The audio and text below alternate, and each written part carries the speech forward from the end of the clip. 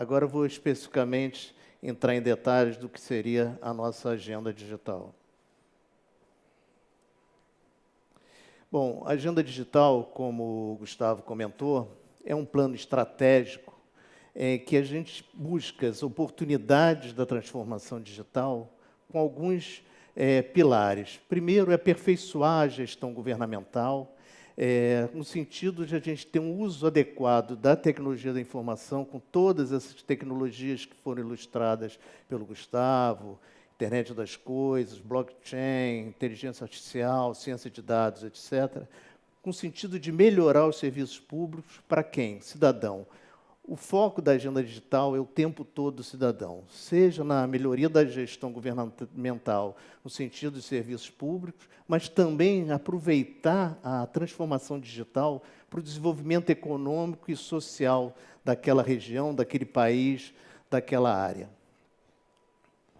Bom, antes de abordar especificamente a agenda digital aqui do Estado do Rio de Janeiro, passar rapidamente para algumas experiências internacionais. Na verdade, esse processo de agenda digital começou nos anos 2000 e ficou mais forte nos anos 2010 em vários países do mundo, e principalmente na Europa. A Europa foi pioneira com a agenda digital, formulando uma agenda digital que fosse comum a toda a Europa.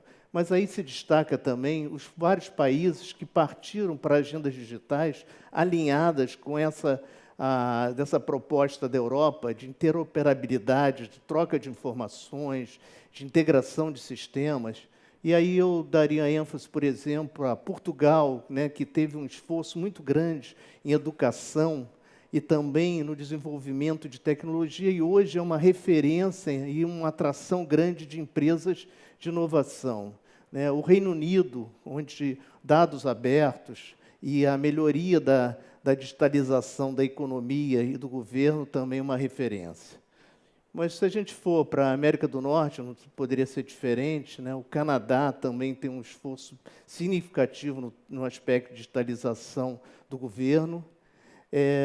Poderíamos ir para a Oceania, onde a Coreia do Sul é um destaque, já há alguns anos, em termos de educação e tecnologia, mas também na Oceania, onde a Austrália teve um projeto muito forte de banda larga em toda a extensão da Austrália. E aí eu queria destacar que a agenda digital está muito relacionada à vocação daquela área, daquele país, daquele estado. É isso que a gente vai procurar junto com vocês, lá na PUC, junto com o governo do Estado e principalmente com a sociedade. A gente quer buscar qual é a vocação, qual é esse destino que nos busca no futuro do Rio de Janeiro. E aqui na própria América do Sul, a gente gostaria de destacar o Chile, que já teve uma iniciativa importante nos anos 2010, muito focado na parte de micro e pequenas empresas, e houve um desenvolvimento forte do Chile na área de desenvolvimento econômico e social. Bom, antes de abordar especificamente como é que a gente está tocando a agenda digital aqui do Estado do Rio de Janeiro, a gente trouxe aqui uma pesquisa em cima feita pela UIT, onde mostra uma relação direta do desenvolvimento da TIC com o PIB. Então, esse trabalho é um trabalho que vale a pena vocês depois darem uma olhada, mas o que mostra por exemplo, como é que a TIC ela pode realmente contribuir até pela sua penetração. E aí a gente observa, por exemplo, o Chile, aqui na nossa dianteira, e a própria Argentina, o Brasil colocado aqui na posição 66. E para chegar a esse índice de desenvolvimento, de penetração de TIC, são abordados alguns parâmetros. Alguns parâmetros não só do acesso à TIC, representado, por exemplo, a banda larga, a disponibilidade de acesso e de velocidade de banda larga, mas também do uso dessa tecnologia. Não adianta você ter a disponibilidade e não ter também capacidade de capital intelectual e capital humano para acessar essa tecnologia, mesmo que ela esteja disponível. E esse índice de desenvolvimento econômico está diretamente relacionado, essa penetração de TIC está diretamente relacionado ao PIB médio. E aqui a gente pode observar, eu destacaria a Coreia, que nos anos 80 ela tinha um PIB per capita, que era metade do Brasil. E hoje você repara que a Coreia já tem um índice per capita de PIB que corresponde a 3 vezes o PIB per capita do país. Por quê? Porque houve um investimento forte, houve, como o Gustavo falou, uma bússola que norteou a Coreia de investir fortemente em educação, em tecnologia. Não é à toa que hoje nós temos LG, Hyundai, Huawei e outras, a própria Samsung, tudo isso fruto de um forte investimento em tecnologia e também um horizonte muito claro de onde queriam chegar.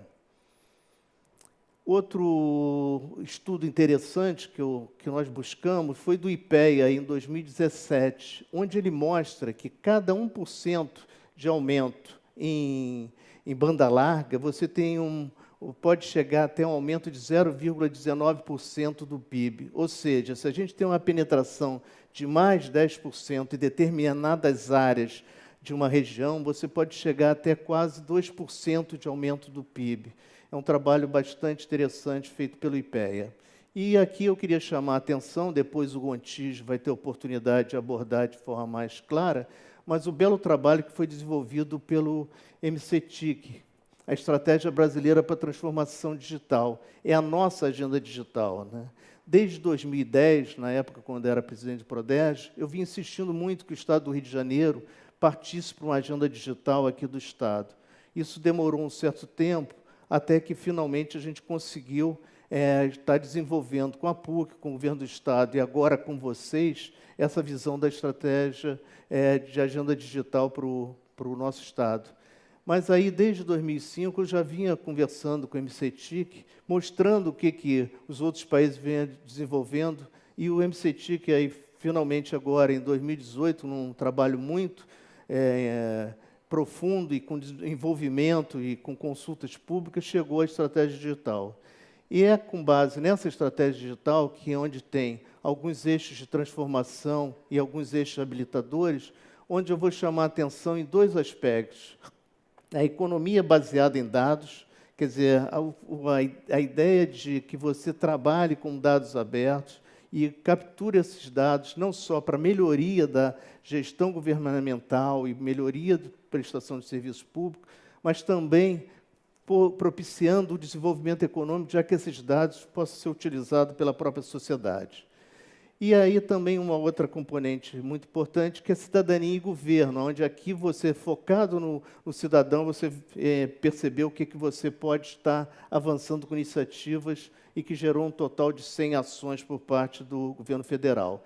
Chegando na agenda digital do Rio de Janeiro, qual é a nossa visão estratégica? Aproveitar as oportunidades de transformação digital, quer dizer, a gente vai revisitar aquela conceituação lá do início, e aí focado na gestão governamental, prestação de serviços de qualidade e fomento ao desenvolvimento econômico.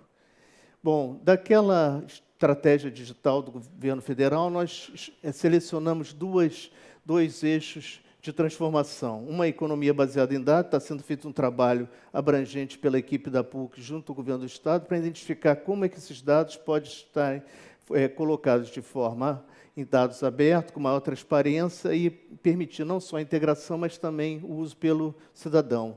E aqui, em Cidadania e Governo, a gente está identificando algumas estratégias de diretrizes. Por exemplo, só para ilustrar, a gente está pegando desenvolvimento econômico e social e ilustrando aqui com as diretrizes, por exemplo, a universalização de banda larga, que a gente acha básico em todas as agendas digitais, elas partem da universalização de uma grande estrutura de banda larga para poder viabilizar. Mas também a capacitação de empreendedores, de empregos, né, através de incentivo de empresas inovadoras e o incentivo de TIC nos arranjos produtivos locais.